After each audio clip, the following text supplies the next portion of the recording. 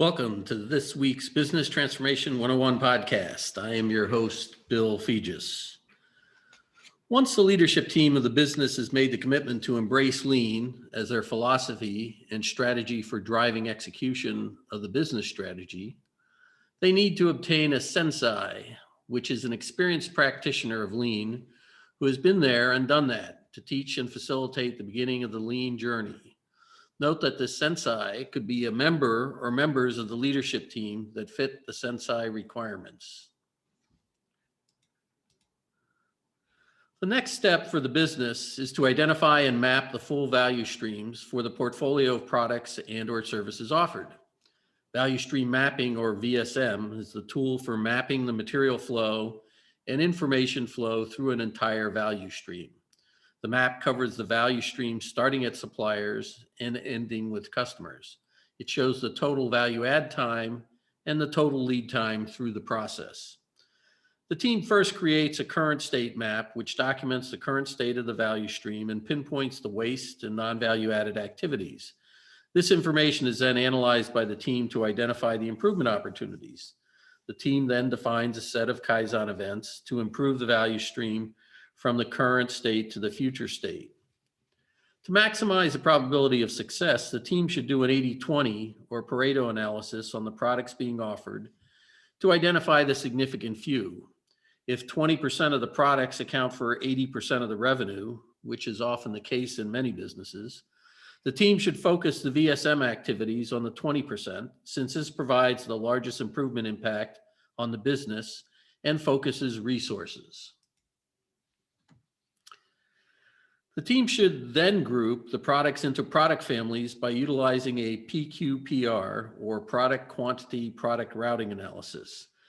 The Pqpr analysis is a matrix, as shown here, that lists the products and their revenue contribution in individual rows and the process steps in the columns.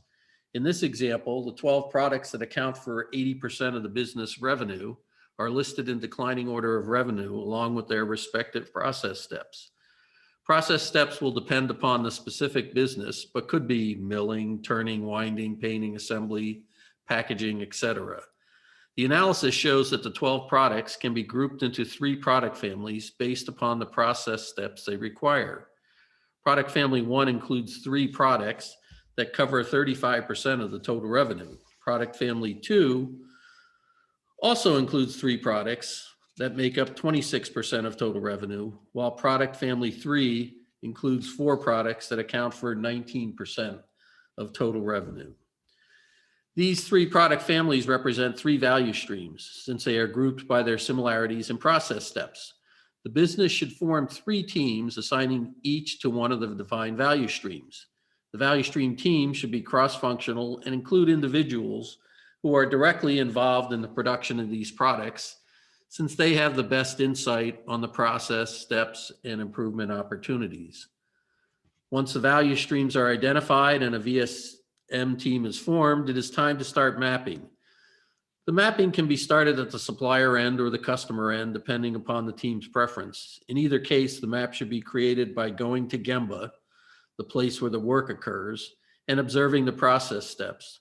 The team should not sit in a conference room and create the VSM through existing documentation and quote unquote knowledge in the team's heads. Go, see, observe, and document.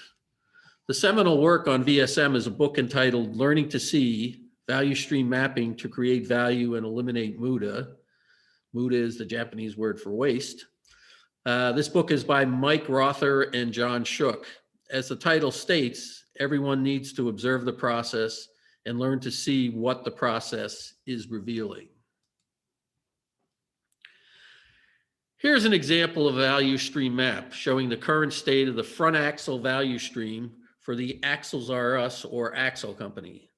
Axle is running a single shift 5 days per week on this value stream. A shift is 8 hours with 2 10-minute breaks, so the available time for production is 27,600 seconds per shift. The customer, Motorcycle Builders, has a demand level of 800 front axles per week or 160 per day. A key parameter to understand when applying lean is tack time, T-A-K-T. Tack is a German word that translates to beat or pulse. Tack time defines how often a product must be produced to meet the customer's demand. It is calculated by dividing the available work time by the customer demand level over that available time. In this case, the available work time is 27,600 seconds per day for 5 days per week. Motorcycle builders' demand is 800 axles per week or 160 per workday. The tack time calculation is tack time equals daily available work time divided by daily customer demand, which translates to 27,600 seconds divided by 160 axles, which comes out to 173 seconds. Axle needs to produce a finished front axle every 173 seconds during each workday to meet the motorcycle builder's demand. In next week's podcast on standard work, there will be a more in-depth discussion of tack time. In the upper left of this current state diagram is a supplier for steel bar stock, Acme Metal Bar Company. Axle's production control department, utilizing an MRP system, sends a 6-week forecast to Acme each week along with a weekly order. Based upon current customer demand, the current weekly order is for 20-foot long bars to be delivered every Friday by truck. The team was creating this map on a Monday afternoon and found the inventory of bar stock to be 30 20-foot bars during their observation. Since the current weekly demand is 20 bars, 30 bars represents 1.5 weeks of inventory or 7.5 days. At the bottom of the map, there's a heartbeat that shows inventory in days at each process step. The first operation shown is a cut operation where the 20-foot bars are cut into 6-inch blanks. As shown in the data box for this step, the operator cycle time is 13 seconds for each cut. The drop rate, or how often a part comes off the process, is also 13 seconds. Changeover time for this process is 5 minutes.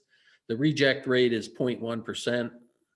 Uptime is 99%, and it is running a single shift.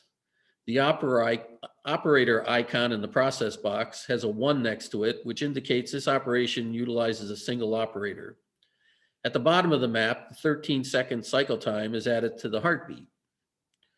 The next operation, turning the part, is followed by a plating operation and finally by a packing operation.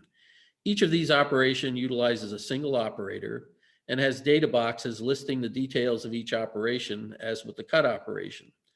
Note that the plate operation takes 90 minutes or 5,400 seconds, and plating is done in batches of 40 to obtain a cycle time of 135 seconds per axle.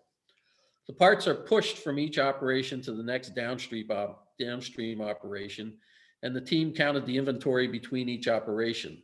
The heartbeat at the bottom of the map shows the inventory and cycle time related to each process step.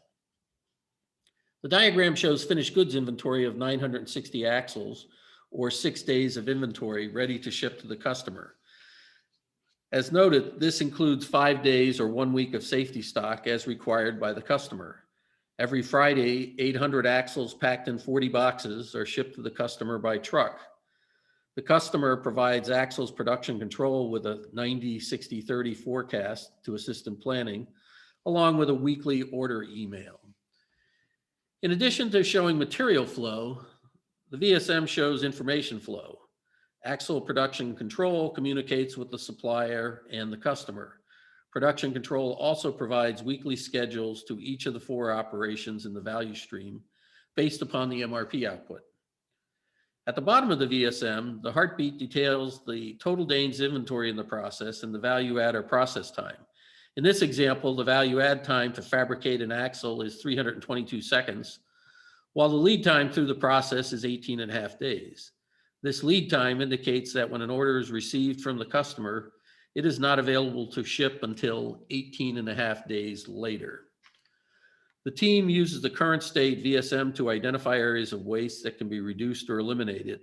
The areas of improvement are identified by Kaizen bursts, as shown in this current state diagram. Inventory is one of the 7 wastes, as noted in last week's volume 16 podcast. 3 of the 4 Kaizen bursts are aimed at reducing inventory levels. Currently, there are 7.5 days of bar inventory at the beginning of the process. A Kaizen can be held to reduce this inventory level through the implementation of a system to pull bars from Acme and look at more frequent deliveries. There's a similar opportunity to reduce the finished goods level at the end of the process by exploring a system for the customer to pull axles from axle and increase the frequency of deliveries. The team could also investigate whether the customer required safety stock level can be reduced due to improved delivery performance. The other inventory reduction opportunity is in the plating operation. This process has a 90-minute cycle time, so the process is executed with a batch of 40 axles versus one axle at a time. The inventory level before and after the plate operation reflect the need to do batch processing. Ideally, the process should be one-piece flow. For batch processes such as plating, the process can be set up as a quote-unquote curtain so that it appears to be a one-piece flow process to the upstream and downstream processes. The turn process creates a turned axle every 160 seconds. These turned axles are placed into a bin. When the bin count reaches 40, a material handler removes the bin and replaces it with an empty bin. The material handler takes the filled bin and puts it into the plate process and removes the bin of 40 that just completed the process. This bin of 40 plated axles is placed at the input to the pack process, where the pack operator takes one finished axle at a time to fill the box of 20. If the team implemented a 40-piece curtain at plating, there would be 40 axles of inventory before the plating process and 40 axles of inventory following the plating process, which is a significant reduction from the current state. The final Kaizen burst is a standard work/cell design event. This Kaizen looks at the 4 processes, each with an operator, to determine if a cell can be designed utilizing standard work to improve the productivity and labor utilization in these 4 processes. If the team implemented all 4 Kaizen bursts, the future state would look as shown here. The future state represents a pull system from the customer through the 4 processes and back to the raw material supplier.